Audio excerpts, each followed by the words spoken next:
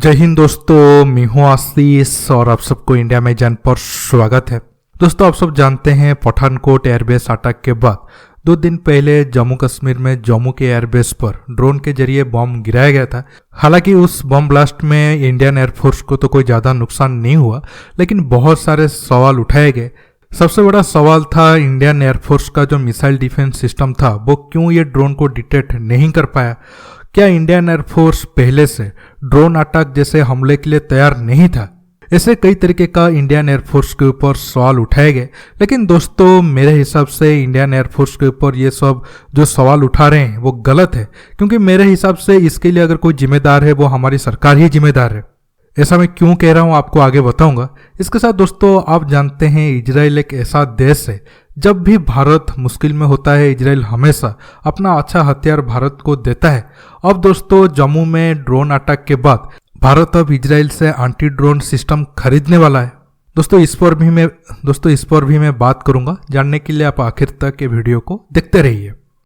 कुछ लोगों का अजीब सवाल है, वहां पर मिसाइल डिफेंस सिस्टम वो ड्रोन को क्यों नहीं पकड़ पाए। अगर मिसाइल डिफेंस सिस्टम ड्रोन को नहीं पकड़ पा रहे हैं तो हम इतने पैसा खर्चा करके क्यों इतना महंगा मिसाइल डिफेंस सिस्टम खरीद रहे हैं, जैसे कि S-400 हो गया, या फिर इजराइल से हम मिसाइल डिफेंस सिस्टम क्यों ले रहे हैं। देखिए ये एक तरीके का बेतुका सवाल है जिसका मतलब कोई जवाब नहीं है। देखिए मैं उस दिन भी आपको बताया था और आज फिर भी रिपीट कर रहा हूँ, जम्मू के एयरबेस पर जिस ड्रोन के जरिए अटैक किया गया था वो काफ़ी छोटा था, और अब दुनिया में ऐसा कोई भी मिसाइल डिफेंस सिस्टम नहीं है जिसका राडार इतने छोटे छोटे ड्रोन को पकड़ पाए। आप उस पर S-400 ले लो, आयरन डोम ले लो, पैट्रियट ले लो, या फिर कोई भी आप अच्छे से अच्छा missile defence system short range का भी ले लो, वो इतना छोटा साइज का ड्रोन को नहीं पकड़ पाएगा। ऐसे ही अब जो छोटे छोटे ड्रोन है उन्हें भी मारने के लिए हमारे पास दूसरा ऑप्शन है। अब हमारे पास जो एग्जिस्टिंग राडार है हम उनको ब्लेम नहीं कर सकते हैं और इंडियन एयरफोर्स पर ज़्यादा सवाल हम नहीं उठा सकते हैं।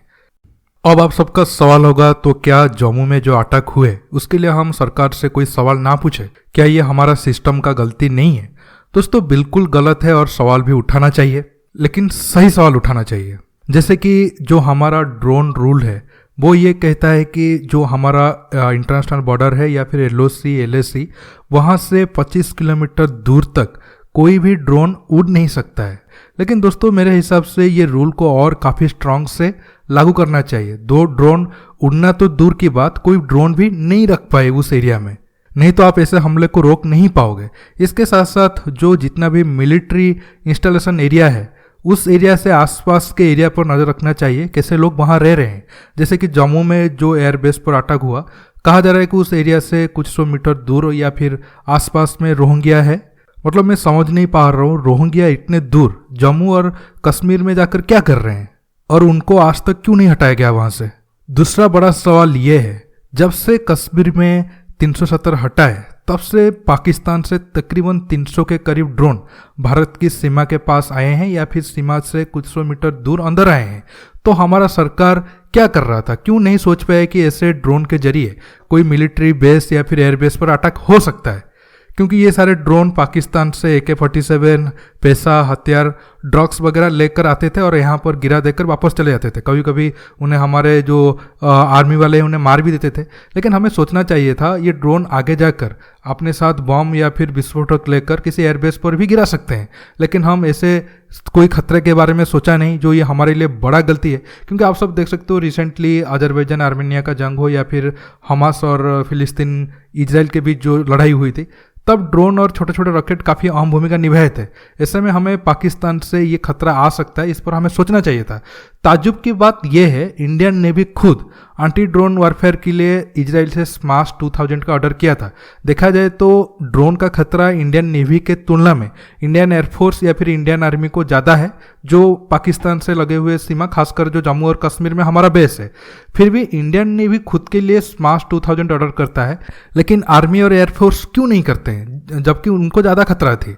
अब ये हमले के बाद न्यूज आ रहा है इंडियन एयरफोर्स और आर्मी भी अब इमरजेंसी परचेज के तहत इजराइल से स्माश 2000 हथियार को खरीदेंगे। और दोस्तों ये हथियार छोटे छोटे ड्रोन के लिए काफ़ी कारगर साबित होता है और ये सिस्टम दिन हो या रात हो किसी भी मौसम में अच्छे से काम कर पाएगा। लेकिन मेरा सवाल है, हमारा नींद हमेशा क्यों आग लगने के बाद ही खुलता है? क्यों हम ये पहले से सोच नहीं पाते हैं कि ऐसा आगे जाकर हो सकता है और हमें ऐसा होने से पहले ही तैयार रहना चाहिए? दोस्तों ऐसे ही कुछ सवाल थे जिसे हम सरकार से या फिर सिस्टम से पूछ सकते हैं, लेकिन इंडियन एयरफोर्स या फिर अभी जो एग्जिस्टिंग राडार है उन पर जो गलत सवाल उठाया जा रहा है वो बिल्कुल गलत है।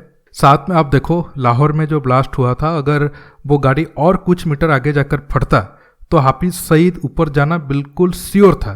तो फिर उसके जवाब में पाकिस्तान को तो कुछ करना ही था। अब पाकिस्तान ने ऐसा ऊंची हरकत किया है, अब आप धैर्य रखिए, बिल्कुल भारत सरकार इसका भी मुंह तोड़ जवाब देगा। लेकिन दोस्तों मैं आखिर में इतना कहना चाहूँगा, हमें बिल्कुल इतना तैयार रहना चाहिए कि पाकिस्तान चाहकर भी हमारे ऊपर ज़्यादा कुछ ना कर पाए। हमें हमेशा ऑफेंसिव रोल में रहना चाहिए, ना कि डिफेंसिव। दोस्तों आज के टॉपिक में बस इतना ही। उम्मीद है आपको ये टॉपिक अच्छे से समझ आ गया होगा। दोस्तों ये वीडियो को ज़्यादा से ज़्यादा लाइक शेयर करने के साथ साथ आप मेरे चैनल को सब्सक्राइब करना मत भूलिए और सब्सक्राइब बटन के पास जो बेल आइकन है उसे प्रेस करिए ताकि आगे आप मेरे आने वाले वीडियो को मिस ना कर सके। दोस्तों रहता हूँ, बहुत जल्द एक न्यू टॉपिक के साथ मिलूंगा। नमस्कार, जय हिंद।